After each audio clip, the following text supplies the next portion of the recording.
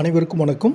எனது நண்பரும் பன்ருட்டியைச் சேர்ந்த ஓய்வு பெற்ற தலைமை ஆசிரியர் திரு ஞானசேகரன் அவர்கள் விழுப்புரம் மாவட்டம் கோலைனூர் ஒன்றியம் ஓட்டேரிப்பாளையம் கிராமத்தில் ஒரு குறுங்காட்டையே உருவாக்கியிருக்கிறார்.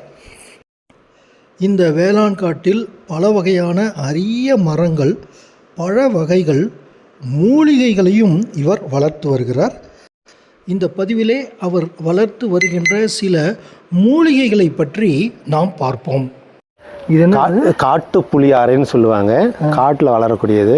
இது சித்தர்கள் காட்டில் தவம் இருக்கும் பொழுது ஒரு கைப்பிடி சாப்பிட்டு கொஞ்சோண்டு வெல்லம் சாப்பிட்டாங்கன்னா பசி எடுக்காது. ஆமாம், பசி எடுக்காது. பசி போக்கி அப்படின்றதுக்காக அதை பயன்படுத்துவோம். பசி போக்கி ஆமாம், ஆரோ ரூட்னு சொல்கிறாங்க இல்லையா, ஆரோ ரூட் பவுடர். அதாவது வயிற்றுப்போக்குக்கு மெடிசன் ஷாப்பில் ஆரோ ரூட் பவுடர்னு கொடுப்பாங்க. இந்த கிழங்குனுடைய பவுடர் தான் இது, ஆரோ ரூட் கிழங்கு. இந்த கிழங்குனுடைய ஆரோ ரூட் பவுடர்னு சொல்கிறோம். கீழே கிழங்கு இருக்கும், வெள்ளையா கிழங்கு இருக்கும். இதனுடைய வேறு தான் சித்தரத்தை.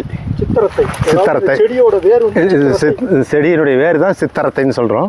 சளி காய்ச்சலுக்கு பயன்படுத்துகிறோம் இல்லையா, இரும்பலுக்கெல்லாம். ஆமாம், இந்த கொரோனா பீரியடில் இந்த இரும்பலுக்கு இதை பயன்படுத்துனாங்க. இந்த வேறு தான் பயன்படுத்துகிறாங்க, சித்தரத்தை வேறு.